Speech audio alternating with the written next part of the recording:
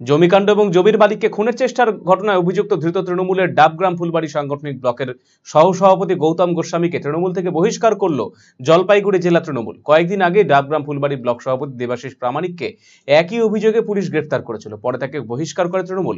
এবারে দেবাশিসের ঘনিষ্ঠ গৌতম গোস্বামীকেও পুলিশ গ্রেফতার করে হেফাজতে নিয়েছে।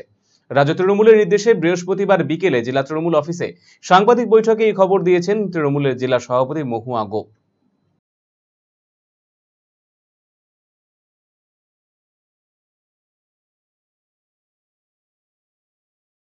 আজকে জলপাইগুড়ি জেলা তৃণমূল কংগ্রেসের পক্ষ থেকে আপনাদেরকে এখানে একটি বিশেষ ঘোষণা বা বিশেষ কথা বলার জন্যই এখানে ডাকা হয়েছে। যেরকম আপনারা দেখেছেন এর আগেও রাজ্য তৃণমূল কংগ্রেসের কমিটির মাননীয় সভাপতির নির্দেশক্রমে এর আগেও জলপাইগুড়ি জেলায় আমাদের ডাবগ্রাম ফুলবাড়ি যে ব্লক, তার ব্লক সভাপতিকে যে বহিষ্কার, প্রাথমিক সদস্য পদ সহ তার বহিষ্কারের কথা যেমন জানানো হয়েছে, তেমনি ইতিমধ্যে আপনারা জানেন যে আমাদের ওই ব্লকেরই সহসভাপতি গৌতম গোস্বামী তিনিও এই মাননীয় মুখ্যমন্ত্রীর নির্দেশক্রমে যে বেআইনি জমি দখল বিভিন্ন বিষয় নিয়ে যে প্রক্রিয়া শুরু হয়েছে প্রশাসনের পক্ষ থেকে, সেই একই সূত্র ধরে তিনিও এখন পুলিশের হেফাজতে রয়েছেন।